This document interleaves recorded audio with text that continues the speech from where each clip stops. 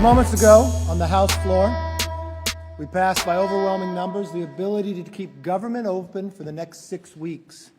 We've got to understand why we are here. The Senate has produced not one appropriation bill through the floor. The House, more than 70% of discretionary spending has now passed. I do not believe our troops need to be punished for us not getting the work done. And happy Monday, and welcome to the deal. I'm your host, Ed Clark. It is Monday, October 2nd. We're normally on the weekend, Saturday or Sunday, but I am back in Washington, D.C., and it seems like I've been here perpetually nonstop for the last 2 months. I won't tell you what I'm doing. It is interesting, though, in D.C. Somebody who knows a lot about D.C., Val Atkinson, is back with us. Hey, Val. Hello, Ed. Yes, I do know a lot about D.C. Well, so when you come into D.C., folks, there's a sign that says, if you see this man. No, Val spent a lot of time in D.C. and as well as I'm here doing some work. And Val, let's just start there. D.C. was very interesting the last 2 weeks because of what we thought was going to be a shutdown. The Republicans could not seem to come to any real consensus that they were willing to be honest brokers. Let's just put it that way. And so Kevin McCarthy gets to the last minute and has to reach a deal to bring some Democrats over. Let's take a look at a clip of Kevin McCarthy, and then we'll talk about it. Joining us now is Republican Congressman Matt Gaetz of Florida, who has been Speaker Kevin McCarthy's chief antagonist in all of this. So I want to start right with what you've been saying all along, that you would move to oust him as Speaker, and what McCarthy said just yesterday. Take a listen. That's all right if Republicans and Democrats join together to do what is right. If somebody wants to make a motion against me, bring it. There has to be an adult in the room. So are you going to do it? Or are you going to move to oust him? Kevin McCarthy's going to get his wish. I don't think the adult in the room would allow America to sit atop a $33 trillion debt facing $2.2 trillion annual deficits. I don't think the adult in the room would allow $8 trillion of this debt to come into refinancing at a higher level without serious spending cuts. And I don't think the adult in the room would lie to House conservatives. And that is exactly what Kevin McCarthy did. In January, to get the speakership, Kevin had to agree to certain guardrails on spending, and he had to agree to a process that would allow us to put some downward pressure on spending. Since the mid-90s, this country has been governed by revolving continuing resolution and omnibus spending bill. And what that means... So Val, clearly Leader McCarthy, the Speaker, has a problem. He cannot control one Matt Gaetz. Mr. Gaetz promises to try to remove him as Speaker, something that we were on the night that he was trying to become Speaker through round 15 before he was able to become Speaker. So let's start with at the beginning. The reason why we were at this impasse, there was a need to come up with a budget, but they ended up doing a CR, continuing resolution, which happens a lot. We have 45 more days. So tell me, Val, what does this near shutdown indicate to you about where we are and whether or not in 45 days they're going to be able to reach some real conclusion? I think the real drama here, Ed, has to start and end with our Speaker of the House, Kevin McCarthy, right now. He has no idea whether or not he'll be Speaker next year this time, or as a matter of fact, 3 months from now. He has no idea because Matt Gaetz has said that he will call for a vacation. And I don't mean taking a leave of absence and having fun. It's talking about a motion to vacate, meaning having a vote as to whether the tenure of the Speaker of the House will continue. And Kevin McCarthy put himself in that situation so he could become Speaker. He knew this all along, that he was signing a large portion of his career and political life over to the MAGA group. that any one representative could say, hey, I move to vacate, and you got to have a vote. And there's a slim 5 vote margin right now. So there's about 20 MAGA guys. So they could stop him from getting the majority vote anytime they wanted to. The problem is nobody knows what happens after that.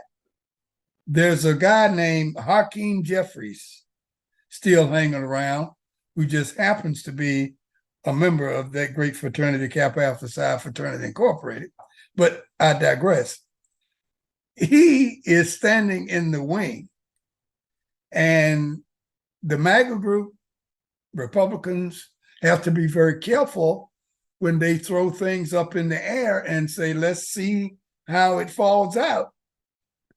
Because you could have enough people to make a deal to not only vote Kevin McCarthy out, but to vote somebody in that even Matt Gaetz abhors or can't stand. There is a lot of drama, Ed, built around this piece here, and we don't know how it's going to end yet.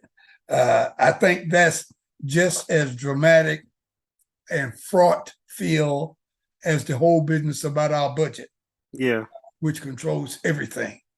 We're talking about the Speaker of the House of Representatives. Well, I'm no Kevin McCarthy fan. I do not feel sorry for him because I don't think he should have ever aspired to be speaker. He's probably the weakest speaker and historically, if you just go back and look, I've been doing a lot of reading over the last couple of weeks about various speakers, and he is perhaps the weakest speaker in the modern era, at least. A lot of people try to tell a story about Leader Cannon, who the Cannon office building is named after. He appeared to be a weak speaker at the turn of the century, but he was able to turn it around and become one of the stronger Congress people and ended up having the building named after him. I don't think anything's ever going to be named after Kevin McCarthy. He has proven to be mealy mouthed and spineless because if we remember, after January 6th, he got on the floor of the House, said Donald Trump was culpable, responsible, and then turned around and flew to Mar-a-Lago and kissed his ring. Kissed his ring, made amends with him, and then so Val, so I need for you to make a prediction for me. Then, does Kevin McCarthy make it to Christmas? My prediction is yes. Some kind of way he'll make a deal. Republicans will line up. They'll just have to hold their noses and line up because they can't bear to think about the alternative. That is Hakeem Jeffries or someone else that they couldn't fathom to have in there. So they'll do whatever is necessary to keep him in. So if I'm wrong, I won't be terribly dissatisfied, but I think I might be right on this one. Yeah, I think you might be right too. I want to remind you that you're watching The Deal or listening to The Deal on the podcast. I'm Ed Clark. That's Val Atkinson. It is Monday, October 2nd. We're normally here on the weekends, but I'm in D.C. again. So the schedule's been a little bit erratic because of me needing to be in D.C. for work. But we're still trying to do this because there's so much news. So we have averted the near shutdown, Val, because the Senate had a plan. They said, okay, send us over something, and we'll handle this because we're the adults. Even Mitch McConnell, who is your favorite senator, had everybody lined up and said, look, we're going to do this. So it was 88-9 over on the Senate side. No drama over there. But McConnell got with Schumer, and it's done. Now, so let's talk about the Senate and whether or not they are really mature than the House. Yeah. They seem to be. However, there's a sticking point. They accepted this deal without some additional aid for Ukraine, which I heard Lindsey Graham this Sunday morning on one of the programs saying that he thinks that they're eventually going to come to some additional aid for Ukraine. it may be a separate bill or whatever. What about this deal making that went on, and especially over Ukraine? And how do you think that's going to fare? Well, the deal had to be made this way in order to get the kind of Democratic support that McCarthy needed. He knew that Democrats were not going to stand for any sizable or any cuts at all in the major issues such as Social Security, Medicare, those sorts of things. And at the same time, McCarthy had to try to get something. And the MAGA crowd has always been against funding the Ukrainian war, as it were. So this was a sort of in the middle kind of solution, that what we'll do is we won't cut Medicaid, we won't cut Social Security, but we won't have any money in this CR that deals with Ukraine. Now, the Ukrainian president, Zelensky, has gone on record as saying, without the direct and robust support of the United States of America, Ukraine can't win this war. That was one heck of a statement as far as I'm concerned, because that, to me, that's one step away from saying, so I think I'll call Putin and see if we can get some talking going here. And now everybody else who's made commitments to Ukraine, they've got to say, well, what's going to happen to all of the billions of dollars that I've already invested, all of the equipment that may fall into Russian hands now, and that sort of thing. It's not an easy nut to crack here. So we're just starting dealing with the Ukraine fallout piece from the economic shutdown that we are trying to avert. Still, I know we got 45 days, but that problem is still not over. Ukraine is just one of the little pieces that happen to be affected because of America not being able to hold up to its promise to pay its debts that they've already spent money for or obligated to make debts for. Now, Ukraine is one, but there are a couple of others, which I'm sure we're going to talk about later. But that is one of the more serious issues right now, is how does this whole budget business affect that great war in Ukraine? And nobody knows yet. Yeah, you know, we basically had a no Ukraine talking policy on this show since the war started, because even though Ukraine is strategically important for a lot of reasons in terms of feeding the world, it's known as the breadbasket to the world. It grows a lot of wheat and other grains that end up in places like Africa and everywhere else. And Russia wants a hold of it. We know that. So here's the last question I'll ask about this right now, and not budget related, because I do want to continue to talk about the budget in the next segment. Why are the Republicans, certain ones, Gates and Marjorie Taylor Greene and those folks, what is their deal? Are they so MAGA that they're willing to support Putin over the rational position, which is to keep Putin in check, that will help drive gas prices back down? It would help get more commodities out into the world and drive down inflation prices for food around the world. Why are they so committed to Putin winning this? Is it only because of Donald Trump, or do they have some philosophical position that I can't figure out? Well, first of all, you can't ask that crowd to be logical and rational about anything. It just don't work with them. Their mind doesn't go in that route. And secondly, you're absolutely right. They knee-jerk their positions behind whatever position Donald Trump takes. And Donald Trump's been on record for quite some time now as saying there would be no Ukrainian war if he were president, because he wouldn't support Ukraine. and he don't think that Russia's done anything wrong. Now the MAGA people have got to take that position. They know their untold ruler, their leader, has said that he ain't for the Ukrainian war. He will not support Ukraine in their defense of their country. So it was, if I can use the word logic, and Green and Gates in the same sentence, I'll say that it was understandable and logical to them why they would take this position of not wanting to support Ukraine.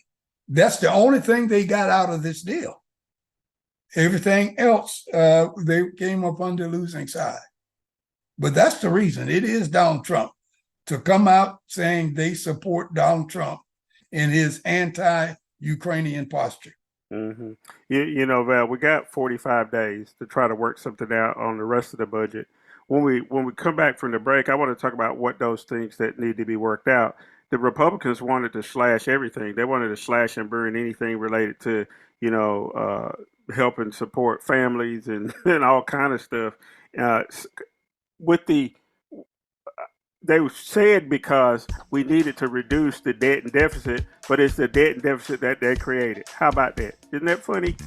So everybody stay right there. When we come back, we're going to continue to talk about the near shutdown and the potential for what's going to happen over the next 45 days and a whole bunch of other stuff. So stay right there. We'll be right back after this message.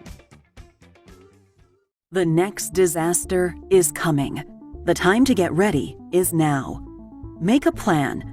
Identify meetup locations and people you'll need to contact. Put your contact list in your wallet, on your phone, and somewhere visible in your home. Build a kit. Store enough food and water for 3 days. Don't forget your pets. And consider buying a pre-made kit. Keep at least 7 days of medication on hand. Work with your pharmacist and insurance company to secure the extra doses. Make copies of important documents. Keep them on your phone, in the cloud, or on a USB stick. Stay informed. Learn about local hazards. Take courses in CPR and first aid. And sign up for local alert systems. An early warning can give you the time you need to prepare for a fast-moving disaster. Be ready. Learn more at americares.org/sendusin. Democratic Senator Dianne Feinstein of California has passed away. She was the oldest sitting member of Congress, serving 30 years in the United States Senate. Feinstein is held by many for her historic firsts. She was the first woman to chair the Senate Select Committee on Intelligence, and later, the first woman to serve as the top Democrat on the Senate Judiciary Committee. She was the first woman president of the San Francisco Board of Supervisors, the first woman mayor of San Francisco, and the first woman elected senator of California.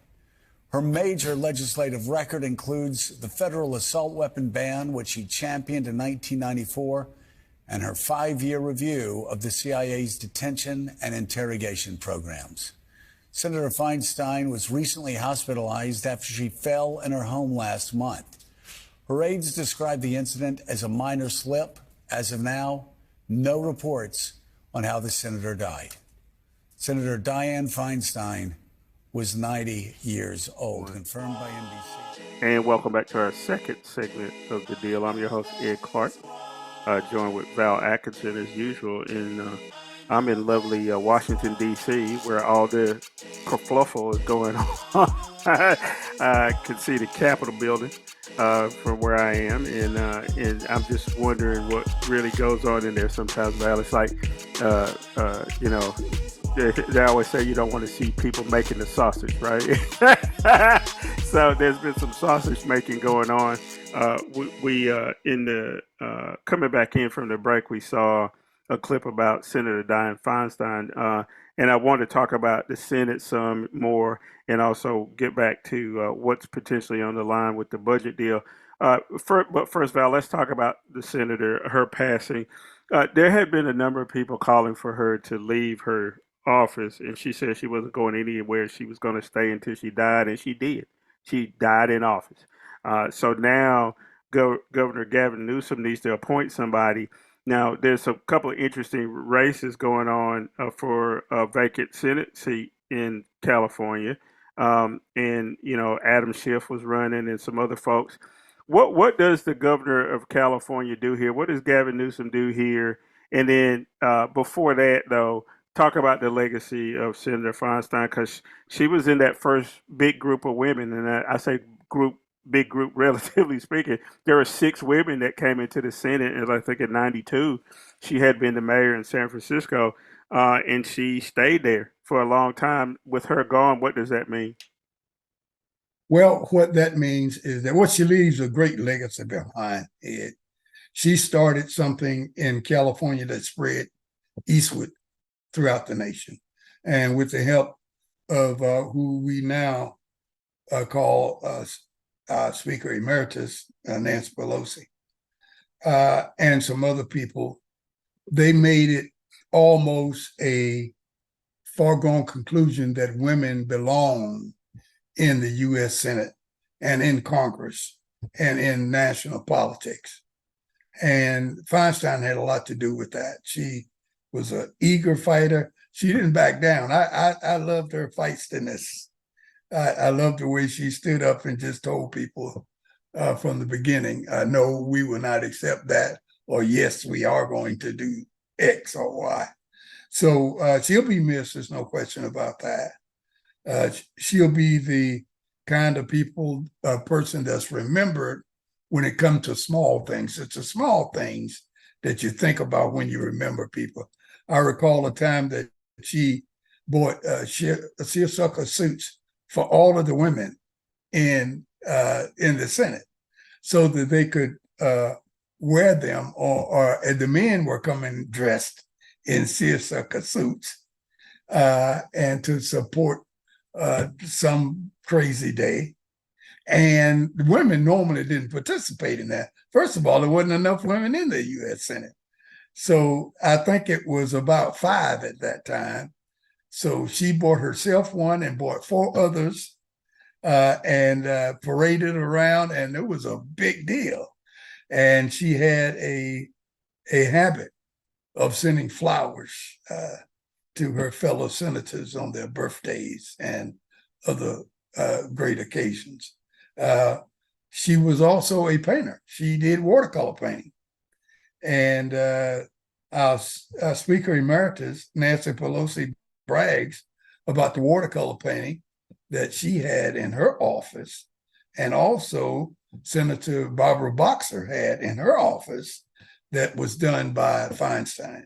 So it was those little small things that she used to do that made her stand out in the minds of her colleagues and supporters and friends. Even the people who were on the different side of the aisle in terms of political positions than she was, they really respected her quite a bit. So that's when you start talking about respect for people, go talk to people that they didn't agree with politically and professionally and see how they talk about them. And when you go down that road, you won't find anything but a lot of respect and good things said about Dianne Feinstein. Yeah, I heard Senator Lindsey Graham on one of the Sunday shows. He got choked up a little bit, and he said that she was one of his best friends in the Senate, and he, really took to heart those kind of little things that you talk about. She remembered birthdays and sent people stuff, and she was constantly trying to get people together. Of course, when they go caucus and they all Republicans or all Democrats, they're trying to get through what they want to get through. But at the same time, you can't get anything through nowadays when there's always a perpetual 50-50 Senate, right? In your favorite subject, the filibuster still exists. It's almost impossible to get stuff done, but they got something done on the budget in the Senate much easier than they did over in the House. So let's step back to the budget for a second. Again, the Republicans make this claim that there's all this overspending by the Democrats that they have to pull back. And really what it is they gave tax breaks to rich people so they have no revenue to pay for stuff that they had promised to pay for. And so America's credit rating is on the line because these idiots won't tell the truth about it. Some of the things they want to cut, Val, is SNAP and TANF and Medicaid and all those kind of things like that. When they constantly talk about the border, so I heard Speaker McCarthy on one of the Sunday programs say, well, they're not going to come to any deal unless Joe Biden comes to the table and starts talking about building a wall and stopping fentanyl at the border. I'm going to say something that's going to be pretty unpopular with a number of people, but drug abuse was not a disease when they thought it was only black people. This whole notion about fentanyl being so terrible, and it is, but it's the fault of Joe Biden. What about all the white people I see on the corner, Val, who are strung out on fentanyl, who now everybody wants to treat this as if it's something different than what it is. I know that's probably not popular with a lot of people, but I see it from city to city. Since the pandemic has eased up, I've been in Miami, I've been in Minneapolis, I've been in D.C. of course, I've been in Chicago, I've been in Atlanta, and I see it on the corner. I see these people strung out on opioids, and they don't look like me and you, Val. And so now they're trying to blame Joe Biden for some reason, saying that he's letting fentanyl in. Fentanyl's cheap to make, and it can be made right here, but it also does cross the border. What are they really trying to say, Val, here? Because the budget still has to be done within 45 days, and if McCarthy's drawing this line on, we got to do something about the border, or else we're not gonna have anything in 45 days. What is that bullshit about? The bullshit, Ed, is nothing but MAGA and Republican talking points. Democrats haven't figured out yet that what MAGA and Republicans do, they come up with talking points and they spread it out to the media. The media is the conduit to get that information out to the public. And between the media and the general public, we start debating it like it's a real issue. It's nothing but Republican talking points, but we're the one that's giving it life.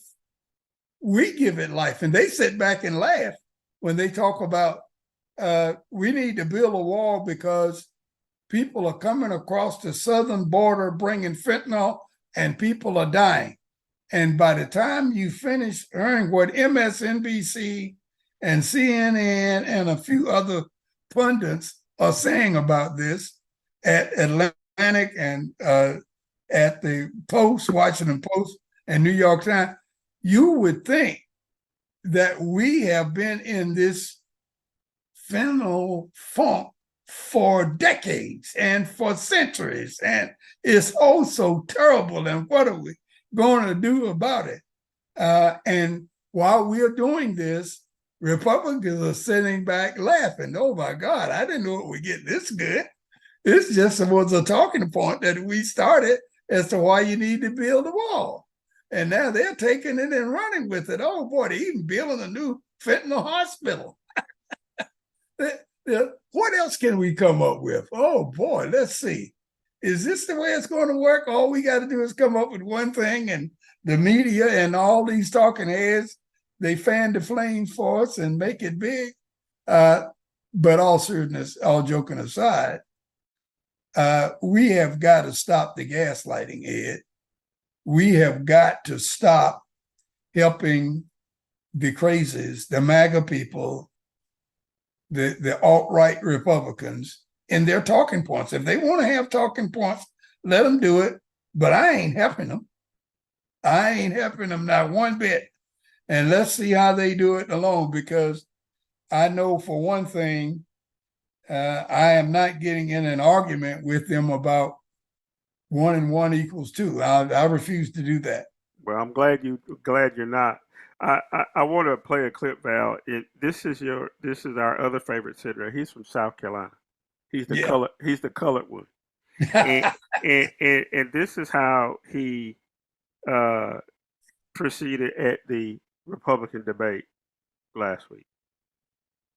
He and Kamala should have just taken the one sentence out. America has suffered because of slavery. But we've overcome that. We are the greatest nation on earth because we faced our demons in the mirror and made a decision. So often we think that all the issues, you talked about crime and education and healthcare, we always think that those issues go back to slavery. Here's the challenge though. Black families survived slavery. We survived poll taxes and literacy tests. We survived discrimination being woven into the laws of our country. What was hard to survive was Johnson's Great Society, where they decided to put money, where they decided to take the black father out of the household to get a check in the mail, and you can now measure that in unemployment, in crime, in devastation. If you want to restore hope, you've got to restore the family, restore capitalism, and put Americans back at work together as one American family. So, Val, there's no racists in America. America's not a racist country. Now, he also got into a fight with his fellow South Carolinian Nikki Haley over curtains that were purchased for the UN. Why is he still in this race, Val? I was going to say I'm sure he's a nice person. I don't know if he is or not, because how can you sit up there, number one, and you're the only colored person on the panel, and you feel like you have to make some statement about there's no racism in America. And then the only other thing he contributed to the debate was cutting people off and not really saying anything. You never could hear what he was saying. What is Tim Scott hoping to do? And has he not learned anything from Alan Keyes and Herman Cain and all the other Negro pretenders for the Republican nomination? What is his deal? Well, I go back to my old psychology bag, and I'd say that guys like Senator Scott have lived their entire adult life trying to explain to whomever will listen why they happen to be, as you call it, a colored person and a Republican. So they take every opportunity they can to talk about issues that typical Black folks don't support or embrace, but they do. And they try to explain it to you and I and white folks and anybody else that will listen why he takes the position that he does. And he's not crazy. And he has a reason for taking these positions. And most Black folks that think the opposite from him need to rethink their positions at some point. And he takes every opportunity he can for that rant. He knows he'll be singing this lie until the day he dies. You can just ask Condoleezza Rice, Herman Cain, a lot of other people that he knows he's going to be singing this song because people are going to be looking at him that way. And I feel sorry for him because he has a lot more to offer in his profession than what he has relegated himself to. That is, he's relegated himself to just explaining why he's Black and taking the position of supporting people that are anti-Black in their actions, in their policies, and everything else. Why is he doing that? And he is trying to take the opportunity to explain to all of us why he's doing this, but more importantly, why he's right about it. Yeah, poor fella. Yeah. So here's the other thing, Val. I always hesitate to talk about the Republican debates the way they're constituted now because the elephant not in the room, the orange elephant not in the room, Donald Trump is still the front runner. Mm-hmm. When I sat there just with my mouth agape at how nothing got discussed of any import from the moderators. It was all sort of petty, nipping at each other, and none of them have more than 10% of the Republican support. A person like Mike Pence Tim Scott, Burgum, you take all of them together, they don't even match 10%, right? Uh, and the question did come up in the debate is, somebody's got to drop out. Who's going to drop out? If you had to sign a piece of paper suggesting one of them drop out, and nobody would say they would suggest any of them drop out, which means that Donald Trump is still the front runner, right? Number one. And he is still likely to be convicted of something because here's the last piece of this, Val, before we take a break. There was a plea deal in the case in Georgia. One person has pled guilty to a charge. Let's take a look at it and we'll talk about it. A big development tonight in the Fulton County election interference case. The first of the 19 defendants admitted that he's guilty in the scheme as part of a plea deal. Bail bondsman Scott Hall pleaded guilty to 5 counts of conspiracy to commit intentional interference with the performance of election duties. Fox News' Rob DiRienzo is at the live desk. Rob, what does this mean for all the other defendants? Hey there, Tom. Well, for the defendants who were allegedly involved in a scheme to bust into election equipment in Coffee County, this could change a lot. As part of his plea deal, bail bondsman Scott Hall agreed he will testify against the others, which could strengthen DA Fonnie Willis's case against them. Over now, come to order. Remain seated. A major development in the Fulton County election interference RICO case at a surprise hearing Friday evening. The first defendant admitting guilt, bail bondsman Scott Hall. How do you plead to the 5 counts of conspiracy to commit intentional interference with performance of election duties? Guilty. Hall owned up to the charges. He interfered with Coffee County's election machines to try to find proof of election interference. It's always very helpful from a prosecutor's point of view to have a cooperating defendant, which is what it looks like they've got here. Georgia state law. So, Val, Coffee County, Georgia, they were looking at their voting machines and all kind of other stuff in an attempt to do what I don't know. Coffee County wasn't going to flip 11,000 votes to Donald Trump. They barely got 11,000 people who voted in Coffee County.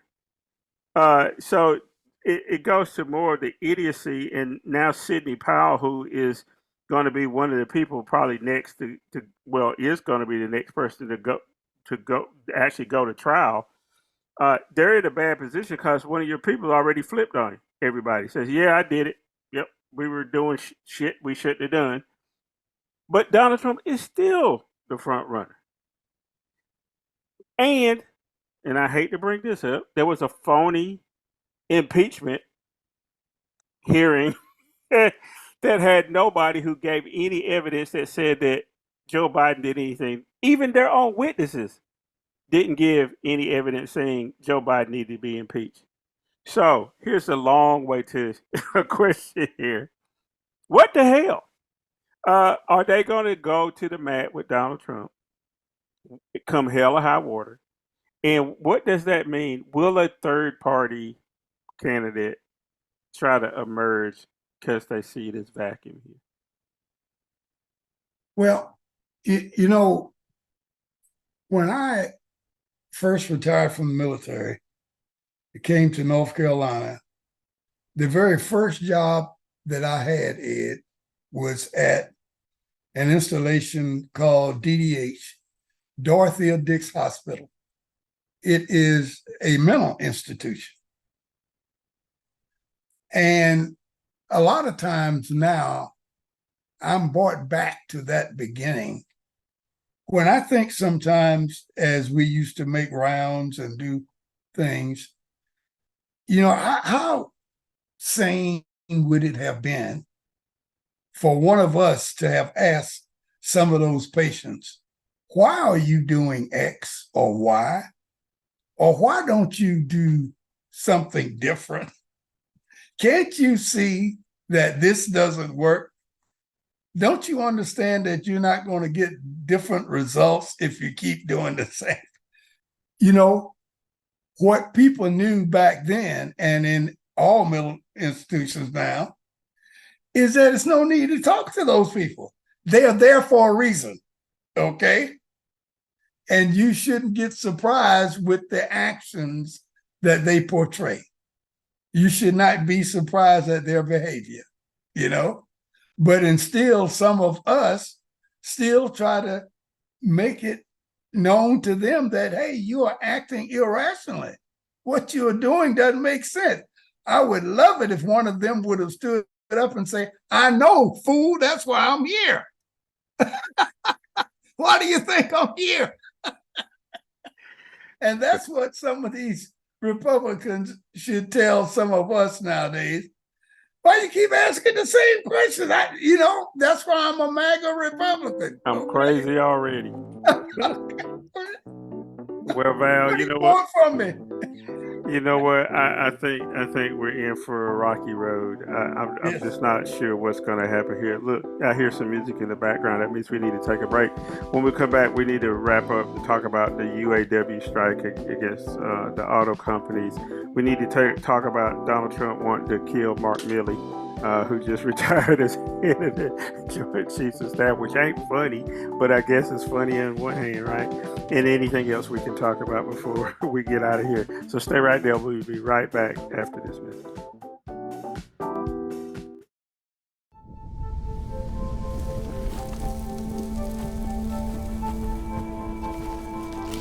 Eva Marie smoked 12,000 packs of cigarettes over 15 years. She quit, and now there's a new lung cancer screening that could save her life. You stopped smoking. Now start screening. No matter how much you smoked, early detection could save you. Talk to your doctor or learn more at savedbythescan.org. We are in a war. We've been in a war it's a 40-year war. Yeah, right. It's class warfare, and the wealthy, the billionaire class, the corporate class have been taken and taken, and we keep going backwards. We keep going further and further behind. It's got to end. You just heard from UAW President Shawn Fain, who visited Toledo earlier this afternoon and spoke with strikers on the picket line at the Toledo Assembly Complex. And welcome back to our third and final segment of the deal. I'm your host, Ed Clark. That's Val Atkinson. We've been chopping it up a little bit, trying to get caught up on the news. I'm in Washington, D.C. again, so please pray for me. I'm close to these people who are crazy, Val. I hope it doesn't rub off. Everybody was really afraid over the weekend, though, here in D.C. because didn't know if planes were going to be flying and that kind of thing. And so it really put a halt to nearly everything in the city this is where the government is. And a lot of people would have been out of work and maybe not getting paychecks, military people at that. Let's start off with something real quick, and then we'll come back to D.C. Let's start with the UAW strike against the automakers. One of the things, you saw a clip coming in about people on the picket line. One of the things, Val, here's something that's really interesting. At the same time, we're trying to push to go to electric cars, right? And if we go to electric cars, what I think will happen is there's going to be less mechanics and a lot of other stuff, because a lot of this stuff just runs off a battery, right? There's no moving, gadgets and gadgets that need oil and all kind of other stuff. You take away the mechanics, that changes also probably how long people keep their cars and a lot of other things that we don't know is going to happen yet. But one thing that's clear is automakers have been making a lot of damn profit. I'm talking about a lot. And not only have they been making a lot of profit, they've been paying themselves very handsomely. Up to a 40% raise for some of these CEOs. So the UAW says, well, if you get 40%, I want 40%. And not only that, they triangulate into this that, I want a shorter work week and some other stuff. So here's the question. With the changing of what we see as an automobile and over to electric automobiles and all this other kind of stuff, and these exorbitant executive salaries, does the UAW have a position here? Do they have a valid position saying, I want a 40% raise, or are they just saying that as hyperbole to try to bring it back to the middle, to some negotiating place? They know they're not going to get 40%, right? But they don't want zero. Is there room to actually negotiate here and come up with something so this strike doesn't go on forever and ever? Oh, absolutely. That's a part of negotiations is figure out what you want, what you will tolerate, and then you go substantially above that so that when you come back down from or through negotiations, you'll be near what's tolerable and acceptable for you and your group. So I agree with you 100%.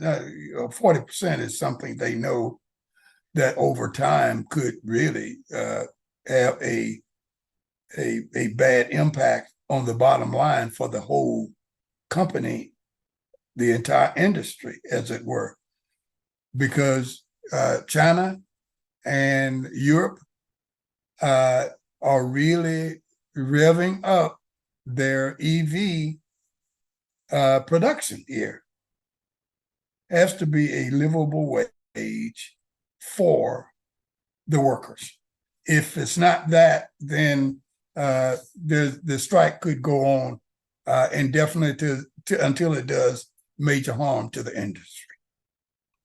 Yeah, I think that they're going to reach some kind of agreement. One of the things that I'm worried about is companies say, okay, well, we're just going to move to South Carolina, or we're going to just move to North Carolina, even where we live. There's an EV maker from Vietnam that's non-union that's building a plant near Raleigh, and I think what may happen is that we end up having a lot of these automakers just be completely non-union shops, and then those jobs go away. Uh, I don't know. I worry that they squeeze the union so much that the vehicles are just made in China. Period. You've seen even Elon Musk and Tesla. They moved to Texas and other places, claiming that that was going to be the panacea for them, and then he still turns around and moves to China, as the Republicans made him the darling last summer because he bought Twitter and bought Trump back. Then he turns right around and moves to China because he gets even cheaper labor and he becomes even richer. And I don't know why they haven't figured this out, Val. The people on the right, that they're being used. That capitalism, the way it's constructed in America, and it seems like we make this point every show, but capitalism as it's constructed in America is very problematic. It is not for the betterment of the people as a whole, because they don't believe in that. It is for the enrichment of the 1%. It's clear. You can look at the numbers. If you're a billionaire, it would take hundreds of years to spend even, part of your money. You'd have to spend hundreds of thousands of dollars every day, and you still couldn't spend it. A person like Elon Musk or Jeff Bezos or whatever, but all they want is more. And I don't know, Val, where this ends. I hope they come to a conclusion soon, because I don't want that to be the excuse for automakers, like I said, just to pull out and move to South Carolina or somewhere, pull out of Michigan and move to South Carolina, and then have people working in conditions not making enough money, but they got to work somewhere, right, to be able to live. So we'll see what happens there. Also, the other piece of this, I'm going to show a clip right now. This is Joe Biden on the picket line. We should all be at one pay. And President Biden told workers today it's time they got their fair share. You saved the automobile industry back in 2008 and before. Made a lot of sacrifices, gave up a lot, and the companies were in trouble. But now they're doing incredibly well. And guess what? You should be doing incredibly well, too. So, Val, Joe Biden went to actually meet with some auto workers, while the orange guy, I'm not even going to show that clip. I had it. I'm not going to show it. He goes to a fake event where there's no UAW people, where there's people holding up signs, union workers for Trump, who weren't workers and weren't in a union. Right. And it just goes to show that he was there just to make some talking points and those kinds of things. One thing I do want to say about the union people, though, Ed, is that we got to remember there was a industry called Buggy Whip Incorporated that used to make buggy whips that are no longer in business. because the horse and buggy went out of business, replaced by the automobile and the train. And at some point, combustion engine automobiles will be replaced by EVs or something much like that. It's going to happen. And I was reading the other day that the typical automobile EV takes less people to construct than the combustible engine automobile. So that means there's going to be a reduction in manpower anyway. If you, regardless if the vehicle is built in South Carolina or Pennsylvania or Beijing, it doesn't matter. It takes less people to build it. So you don't need all those people. Couple that with the whole scare about AI and the background that that's bringing up, we need to be prepared and get ready for the future. Whatever that's going to be, we need to get ready for it. And unions need to do two things at the same time to try to get what's theirs, what's fair for the workers, but at the same time, prepare those same workers for the workforce and the workplace of the future. Yeah, Val, that's what I'm most concerned about is that our kids, grandkids, great grandkids actually can make it. It will have usable skills to do something. The world is funny. I mean, there are people who are rich from doing TikTok videos, whatever the hell that is. I work in the tech industry. I don't get half of this shit. I don't understand why we need and it's my business. That's what I do. And I'm troubled a lot by AI. And I'm troubled a lot about social media and all kind of the other things like that. And I'm not sure where we're going, Val. I won't be here to see a lot of this stuff. I imagine uh, the slaves sitting on a farm in Bun Level, North Carolina. My ancestors could not imagine where we are now. Me talking to you, I'm in D.C. You're in Holly Springs, North Carolina, and we're sitting here talking about all kind of things, politics, and can vote and all kind of other stuff. So, things change, and sometimes you can't see the future. I don't know what the future is. Whatever it is, it's not going to be anything we recognize. Even what we're talking about right now. Before we run out of time, Val, I got one other clip. I try to avoid saying Donald Trump's name as much as possible. But he said something very bad that I think we need to talk about as we wrap this up. The former president suggested last Friday that the nation's highest-ranking military officer deserves to be executed for communications the general had with China during the final months of the Trump administration. President Trump recently said that your dealings with China were so egregious that in times gone by, the punishment would have been death. That's right, he said that. That's correct. He is suggesting that you be punished by death. The former commander-in-chief to his former top military advisor. Look, I'm a soldier. I've been faithful and loyal to the Constitution of the United States for 44 and a half years. And my family and I have sacrificed greatly for this country, my mother and father before them.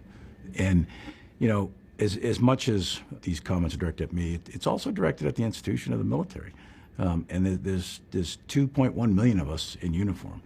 And the American people can take it to the bank that all of us, every single one of us, from private to general, we're loyal to that Constitution and we'll never turn our back on it no matter what the threats, no matter what the humiliation, no matter what. If we're willing to die for that document, if we're willing to deploy to combat, if we're willing to lose an arm, a leg, an eye, to protect and support and defend that document and protect the American people, then we're willing to live for it too. So I'm not going to comment directly on those things, but I can tell you that this military, this soldier, me, will never turn our back on that Constitution.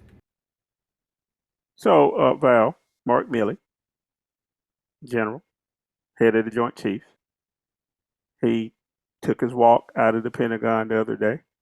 He served the country well. He even served under the crazy man, Donald Trump.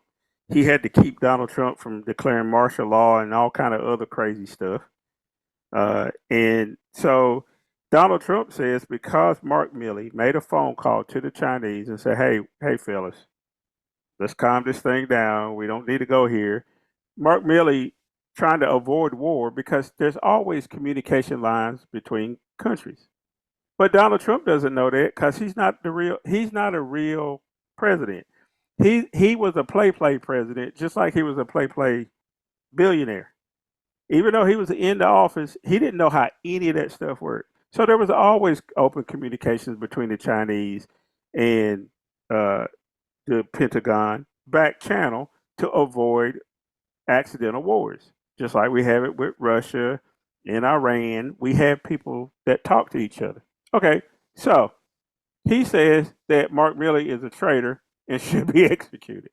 Val, they didn't say anything about that at the Republican debate the other night, but I guess I shouldn't expect that. But the fact that Donald Trump said that out of his mouth, what in the world? What?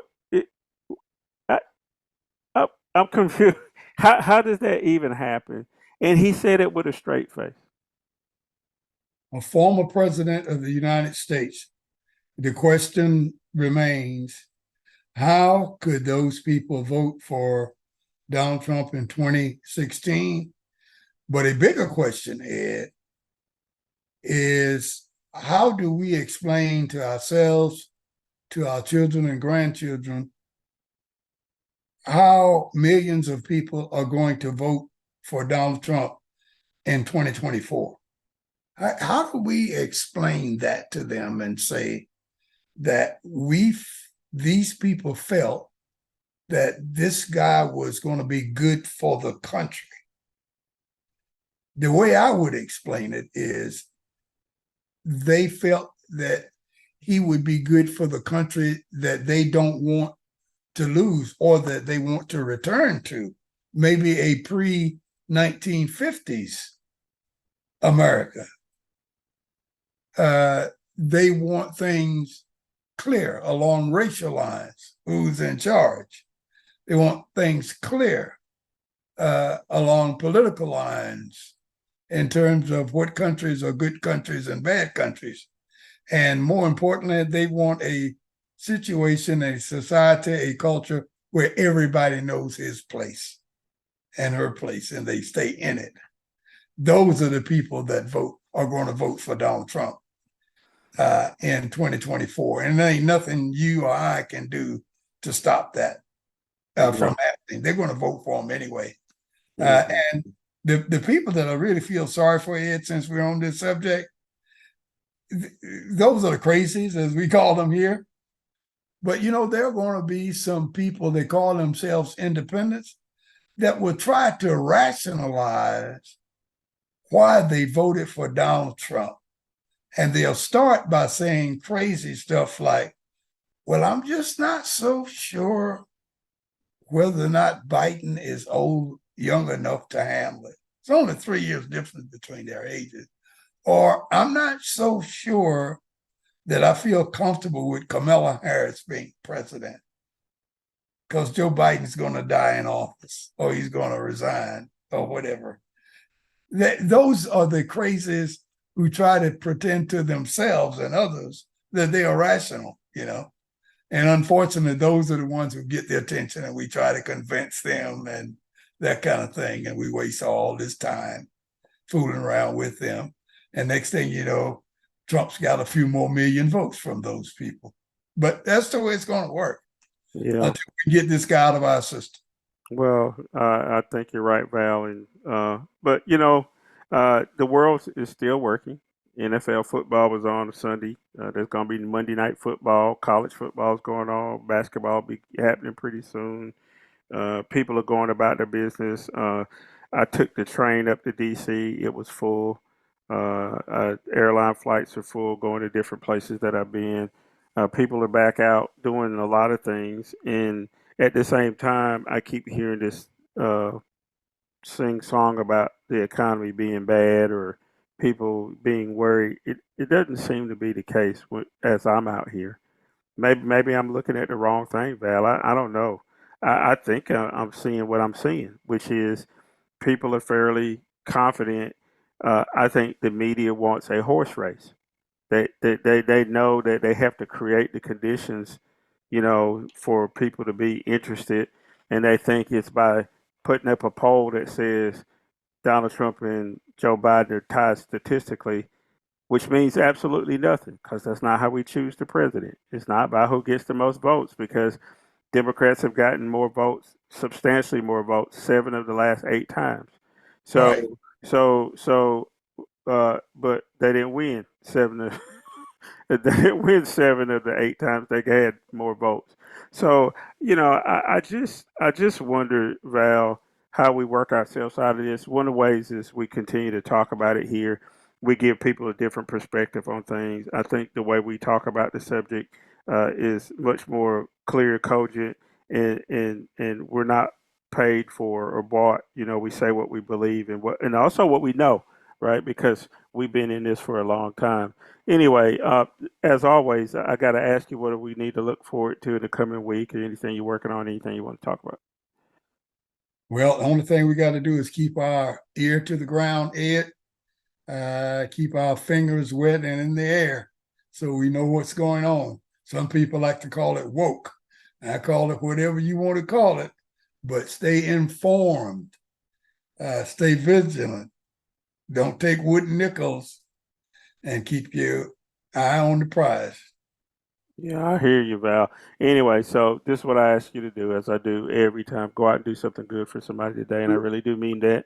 And come back with us next time for another edition of The Deal. You can also, as a programming note, make sure you go check out, if you live in North Carolina, or even if you don't, go check out the connections link on thedealwithedclark.com. We have some interesting guests on all the time.